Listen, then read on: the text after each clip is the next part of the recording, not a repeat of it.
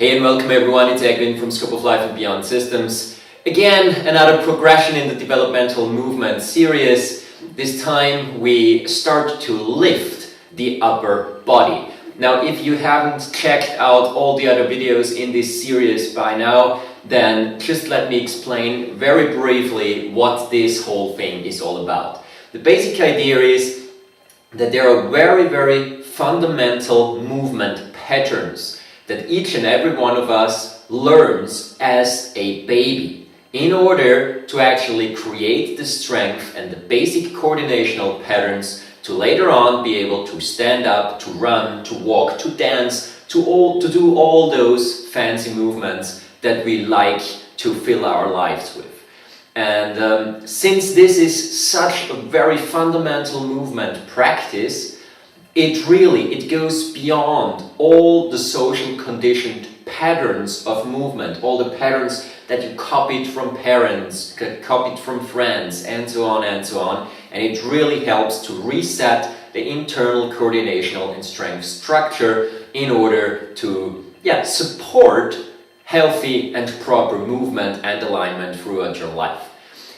If you want to know more about that, check out the channel, subscribe to the channel, and also check out the other videos that are partially linked in the description below. And at the end of this video, I'm talking a lot about this stuff, these things lately, so just go there, check it out to get more infos. Right now, to keep this video short, let's jump in the next progression of this movement. This time I'm just going to show it.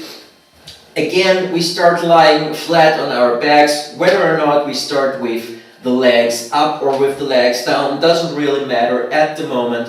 What's important, we use one of the methods to roll to the side. Just simply come over to the side. From this position, what we do is literally we try to pull ourselves up just using our arms. So my forearms are resting on the ground, and one of the things that we do in this video right now is we try to pull ourselves to the front and try to lift the head and the chest out in between my shoulders. Then I push myself back down. The back down part isn't that important here. What it's really about is this: I try to pull myself up. Make sure that in this movement you even have a little bit of a drag of your pelvis towards the front. So from here, just simply pull your pelvis a little bit to the front, then come back to the neutral position. From here, just pull to the front. Make sure that this pull is not just something that happens down here, your shoulders stay high and close to the ears. No, what we want here is literally you pull with your arms, but make sure that the shoulders are actually also rolling down the back of your body. Now obviously, don't roll down the shoulders as you would in a yoga routine or anything like that, because that would be locking the shoulders onto your back much too much. Just simply from this position, make sure that there is movement in your forearm, elbow, upper arm and shoulder girdle in order to pull yourself just these couple of inches to the front. This is one part. The other part is literally a simple pushing your upper body away plus engaging your legs at the same time. Again, right now, in order to cut it short a little bit, I'm just leaving that rolling part out. So once you're here, bring your arms a little bit closer towards your shoulders. Open your legs gently, maybe one leg more than the other. Most people, most adults, eventually lose the ability to lie with completely open hips like so. Because of that, right now just pull one knee in a little bit more and leave the other rather straight. If you can manage to have both knees out to the side like so, in this case I would suggest using a mat, because otherwise the inside of your knee, if you're on a really hard surface, will really press down hard. The bone will really press down hard into the floor, which isn't that comfortable. But from that position, either with one leg a little bit more straight, which takes off pressure off the knees and doesn't engage the hips that much, or with both legs turned out to the side like so. Use your hands that are placed somewhere underneath your shoulders, that's different than the one we did before, to just simply try and push yourself up a little bit. That's not that much.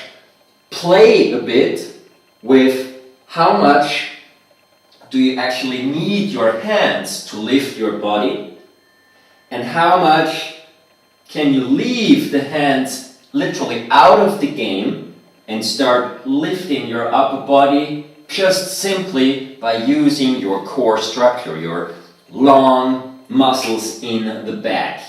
So I would suggest this combination. Partially try to push with your hands, then try to just simply lift the thorax, not the lumbar spine. So don't try to come all the way up just now. Just really try to gently lift the thorax area, and if you want to go a little bit further, then use the hands additionally. The important thing here, now we add the legs. So from this, you push up a little bit with your arms, and at the same time, you try and pull your lower body in just a little bit. In this specific case, it doesn't really matter what your shoulders do. Let the shoulders do whatever they want to do at this stage. Shoulder stability at that developmental stage is also something that still isn't developed. So whether or not your shoulders come up, your shoulder blades flare out, or your shoulders are really nicely engaged down onto the thorax, doesn't really matter at this stage. Now it's more about this coordinational aspect. I do something in front of my body, plus I try to do something engaging my abdominal muscles and bringing in the legs from the rear. Now obviously you see me talking about this movement with rather little idea, or with rather little say specific advice on which muscles to use. Even now, when I said the abdominals, it's not ideal that I actually said that. The reason for it is, as an adult, you're used to getting advice to, you have to move this muscle, you have to move that muscle, and then suddenly it becomes a singular exercise again.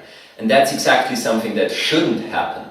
It shouldn't become just a singular exercise on, okay, and now I'm focusing on my abs, now I'm focusing on my glutes. No, it's really focus more on the whole movement pattern. That's why I use this very imprecise language.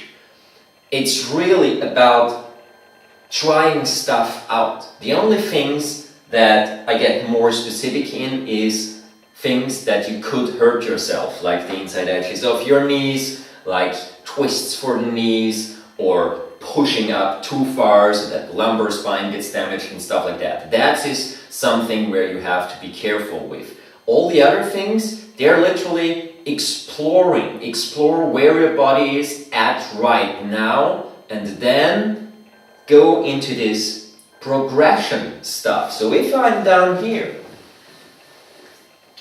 from this position, one leg is out, maybe the other one is out right now, I just push myself up a little bit with my arms, and at the same time I'm also trying to engage my leg in terms of almost pushing a little bit on it and pushing my pelvis to the front and trying to lift my pelvis off the ground, literally just a little bit. It's not about getting up all the way, it's literally just the shoulders are higher than my pelvis. Now I try to engage my legs and bring up my pelvis as well. This was massively exaggerated, this last example right now. So it's really just about what? This. See, my pelvis is off the ground just that much. Do it on the other side again. So it's just about something like this. Just this tiny movement. Lifting up. Whoa. Getting out here. And just bringing the pelvis off the ground a tiny little bit. This engages your adductors. This also engages your core. It engages your shoulders, and it adds a little bit to what we already built in the last exercises. So this combination of core stability and then using the extremities, especially regarding the first joint, which is the hip and the shoulder joints. Alright, if you have any questions, leave them in the comment box below. Other than that, see you in the next video, and thanks for watching. See you soon, guys. Bye.